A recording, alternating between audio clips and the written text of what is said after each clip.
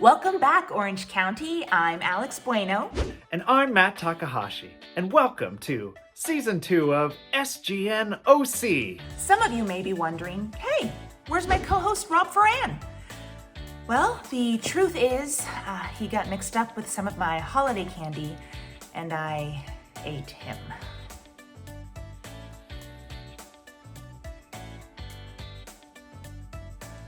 And now for some good news. OC Deputy Juvenile Correctional Officer Yuri Williams put on a mask way before the pandemic. Williams dresses up as a superhero and visits low-income families, the elderly, veterans, homeless people, as well as adults and children with illnesses. He hands out food and clothes and toys. Williams started his own nonprofit called A Future Superhero and Friends, where he continues to serve communities and has gone around 50 states twice helping out. While the pandemic has stopped Williams from visiting hospitals and the elderly, he still visits the homeless people, maintaining his distance and, of course, wearing a mask. Santa Ana resident, activist, and comedian Sandra De Anda was forced to do her stand-up shows online due to COVID-19. So she put together her own comedy show, this time with the proceeds going to a cause she cared about. She pitched the idea of a comedy show fundraiser to the OC Rapid Response Network, and the group loved the idea. In December, an audience of around 70 people tuned in to hear DeAnda's jokes. She raised around $1,000 for the organization by the end of the performance. DeAnda's last two shows have only been live online events. No recordings are available for future viewing. So if you don't want to miss the next punchline, follow DeAnda on Twitter and Instagram. And now I'm going to give it over to our newly promoted co-host, Matt Takahashi. Matt? Thanks, Alex. As a lifelong Angels fan, I was of course sad to see them miss the playoffs last year. We'll just say it was 2020's fault. However, longtime first baseman Albert Pujols and his wife Deirdre have been doing some incredible work during this offseason. The couple launched Open Gate Kitchen, a Costa Mesa restaurant that also offers life coaching, culinary training, and job placement programs to adults from vulnerable life situations. The mission is a personal one for Deirdre Pujols, using her own past struggles to help her connect with the students. Open Gate Kitchen is available for breakfast and lunch. Visit opengatekitchen.com for delivery and takeout options. All net proceeds go back into supporting the OGI Culinary Arts Program for adult survivors of vulnerable life situations. If you're looking for other ways of doing good for your community, check out the Frontline Appreciation Group, or FLAG. This community-driven group uses donations to purchase food from local restaurants and delivers them to frontline workers at hospitals around North Orange County. To learn more or donate, follow them on Facebook at Flag North Orange County, or on Instagram at FlagNOC. Back to you, Alex. Thanks, Matt. And now it's time for some pandemic parenting, or PP, where we remind you you're not alone, we're in this together, and it's okay to lower your standards just a bit. What are you doing? I'm bored. Go bang your head against the wall. Mom. Only boring people are bored. PP tip number 6, face masks. Now, I know it can be a struggle to get a young child to wear a face mask. And some folks will tell you, well, just lead by example. Make it a positive experience for them. Tell them how they're helping out their community. Well, I say, do it the Mommy's Anonymous way. You look your kid straight in the face and you tell them, we are all ninjas now. They're not going to want to take off the mask. You might want to be careful, though, and make sure little Jimmy doesn't roundhouse kick Grandma, though. This tip brought to you by Mommy's Anonymous.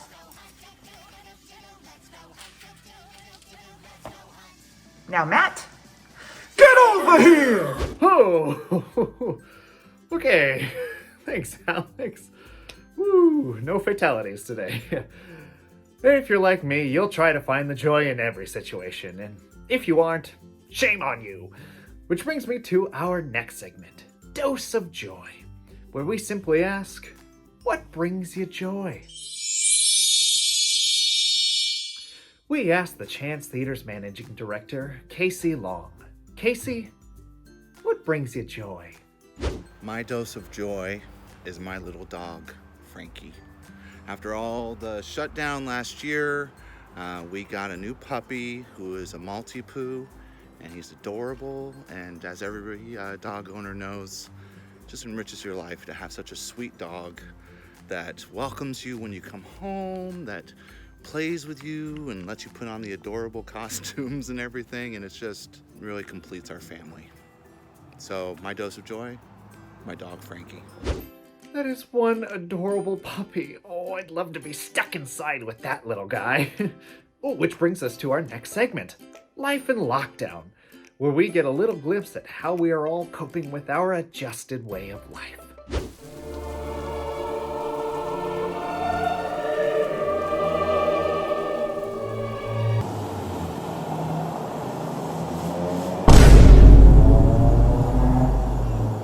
Now let's check back in with Casey to see how he and the new puppy are doing these days.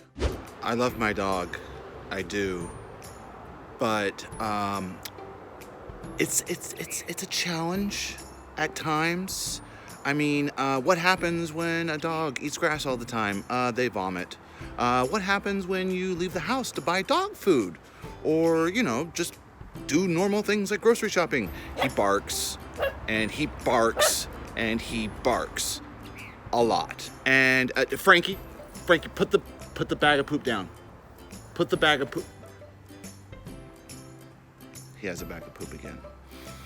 That is one wild puppy. I'd hate to be stuck inside with that little guy. Oh, just kidding. He's still adorable. And now let's hand it over to a lady that I love to be in lockdown with, Laura Hathaway. Community Spotlight!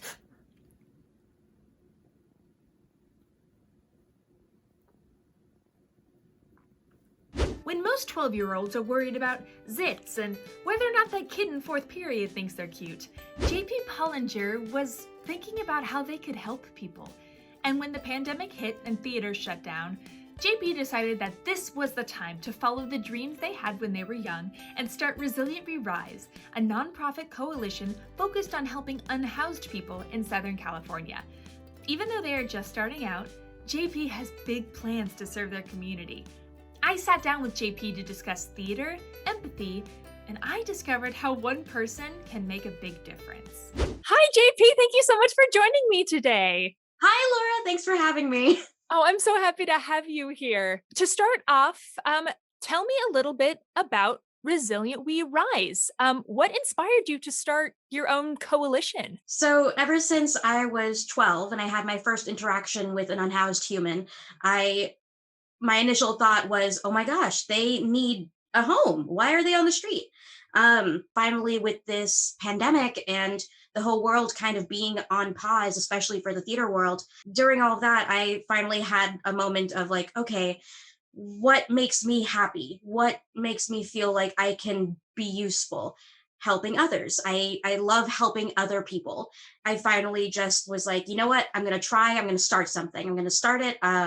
Resilient We Rise Coalition. I'm just going to do it myself. And if people want to join me, then amazing. Do you think that as someone who has a background in theater, that helps with some of that feeling of empathy? Do you think that theater leads to empathy? Initially, like what drew me to performance, even though I'm not a performer daily, I'm a stage manager. I work behind the scenes.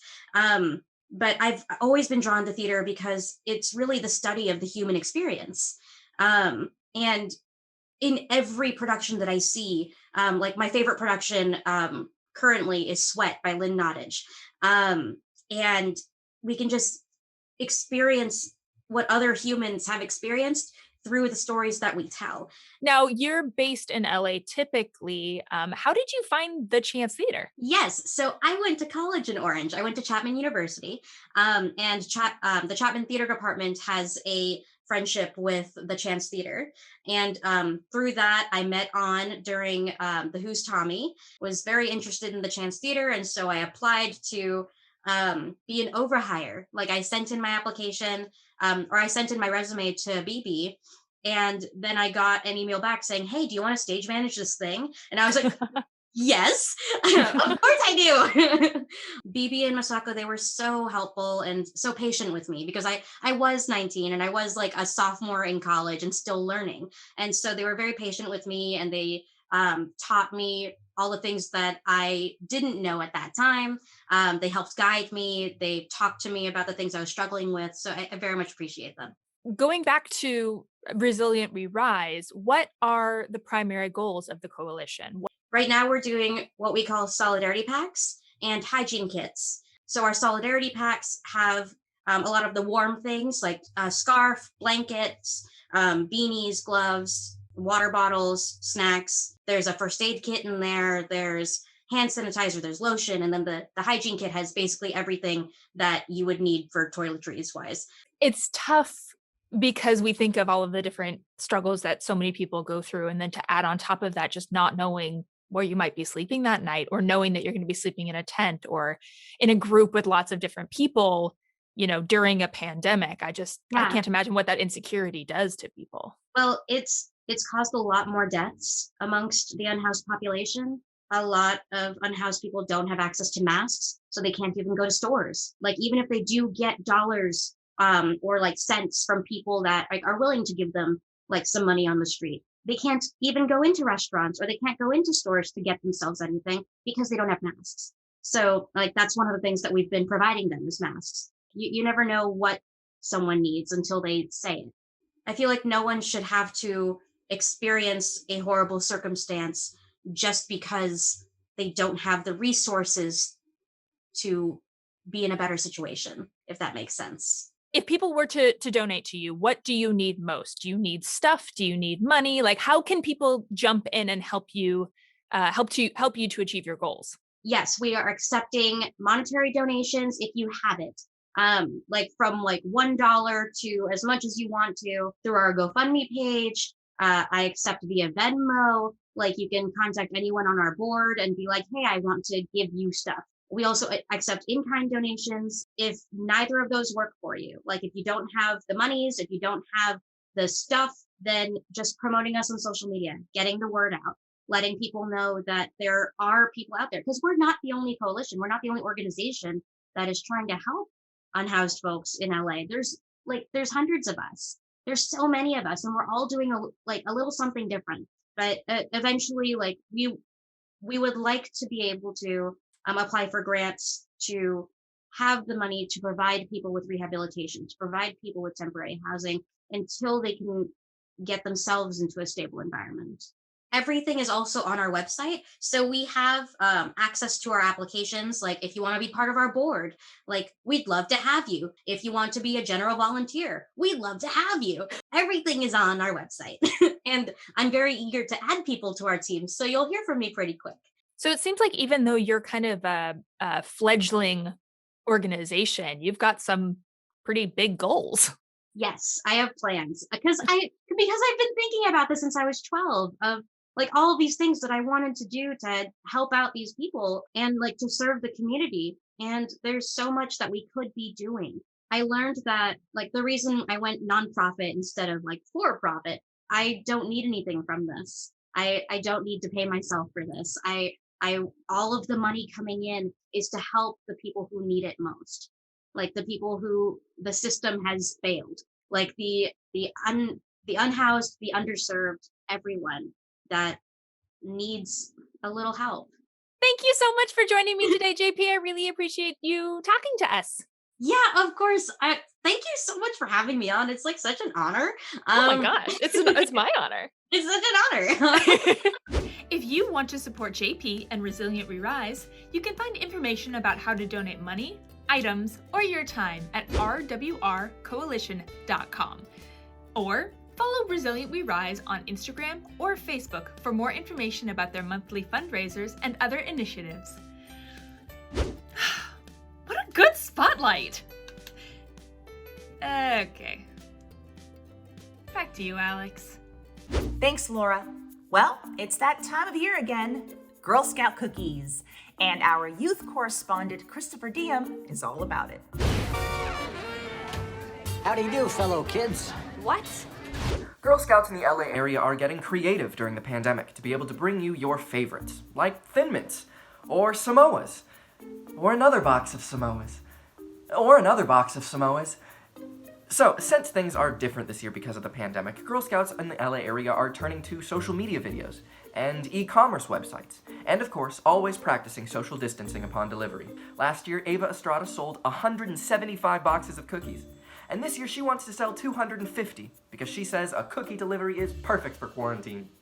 And of course, always practicing social distancing upon delivery, she would ring the doorbell, stand back 6 feet or more, and maybe do a singing delivery. Now, if you'll excuse me, I have to go pre-order some cookies. This has been Christopher Diem with Samoa Good News Orange County. See what I did there? No? That's not funny? Okay. Are you feeling a little lost these days? Like, you can't do you because you don't know who you is? It's time for another installment of Dear Daryl. Dear Daryl, being stuck at home for so long, I'm afraid my eating habits have gone down the drain, and I've been lacking the motivation to exercise. Any words of wisdom? Eating my feelings. Dear Eating My Feelings, if you eat something and nobody sees you eat it, it has no calories. Solid advice. And now it's time to keep you updated on all things Chance. Season 23 has been announced and will kick off with the Orange County premiere of the Drama Desk Award-nominated musical, The Story of My Life, a soaring tribute to the power of friendship and the people who change our lives forever.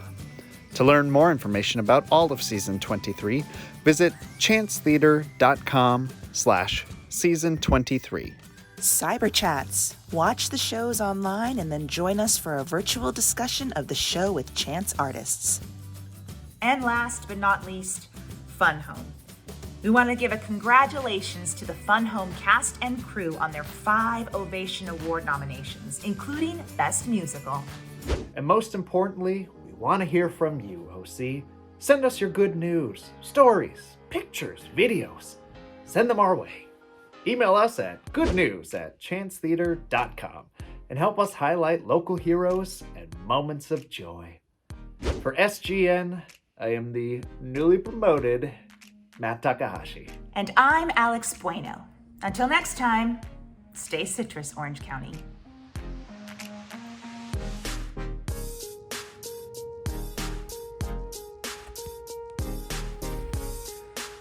Whew! Season 2! This calls for a celebration. Alright. Oh, it's Trail Mix. Yeah.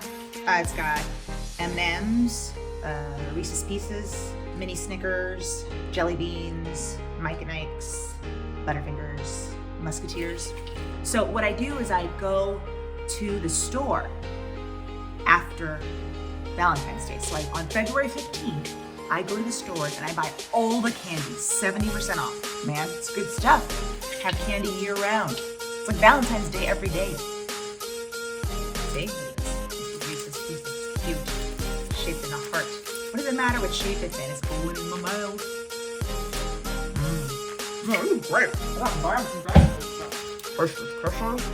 All flavors. Lava cake flavor. Now, Reese's peanut butter cups. What's this? Oh.